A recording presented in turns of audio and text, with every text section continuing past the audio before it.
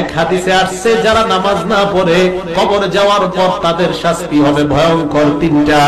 এক নাম্বার ইয়াদিকুল কবরু আলাইহি হাত্তা তাখতালিফা আযলাউহু, কবর এমন ভাবে তাকে চাপ মারবে তার শরীরের হাড্ডিগুলো একটার একটার মধ্যে ঢুকে যাবে। দুই নাম্বার ওয়ায়ুকাদু আলাইহি ফিল কবরি নার, তার কবরের মধ্যে আগুন জ্বালায়া দেওয়া হবে।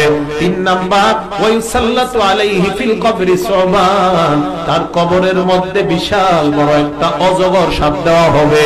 সাপটা কত বড়? নবী বলেন আইনাহু মিনান নার, ওই সাপের চোখ হবে আগুনের চোখ। ওয়াসফারুহু মিন হাদিদ, সাপের মুখগুলো হবে লোহার লোহার নখ।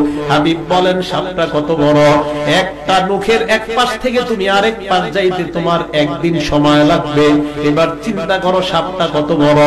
আল্লাহর নবীর হাদিস দ্বারা বোঝা যায় ওই বান্দা যখন কবরে থাকবে আর চিৎকার দিবে, চারদিকে তাকায় দেখবে আগুন আর আগুন। হঠাৎ দেখবে তার পাশে একজন বিশাল বড় একটা ডান্ডা নিয়ে দাঁড়ায় আছে।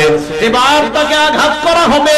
আঘাতের পর নবী বলেন ইয়াসিহু সাইহাতান, এমন জোরে একটা চিৎকার মারবে ইয়াসমাউহা কুল্লু শাইইন ইল্লা সাকালাইন, দুনিয়ার জিনার মানুষ ছাড়া তার চিৎকারের আওয়াজ সব হাইওয়ান জানোয়ার শুনতে পাবে।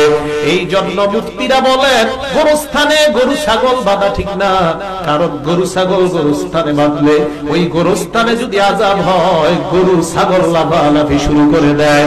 কারণ দুনিয়ার মানুষ আর জিন ছাড়া কবরের আযাব সবাই বুঝতে পারে। তাই নবী কবরের সামনে বসে বললেন সাহাবাদের দল, এই কবরের আযাব থেকে তোমরা আল্লাহর কাছে পানাহ চাও। কেন নবী এই কথা বললেন?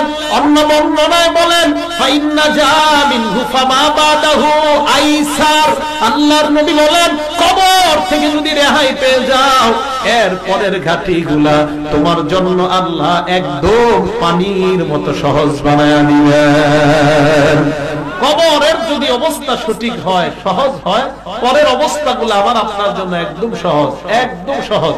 নবী বলেন ফাইন লাম ইয়ানজু মিনহু ফামা বাদাহু আশা, আর যদি কবর থেকে রেহাই না পায় তো পরের অবস্থাগুলো হবে তার ভয়ঙ্কর। এই জন্য কবর আমাকে আপনাকে ডাক দিয়ে বলে আনা বাইতুদ দুদ, আমি পোকামাকড়ের ঘর।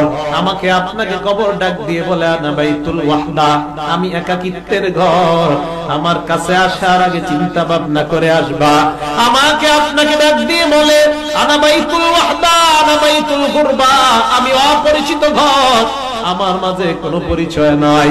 কবর বলে আনা বাইতুত তুরাব, আমি মাটির ঘর। আমার কাছে আসার আগে চিন্তা ভাবনা করে আসবা।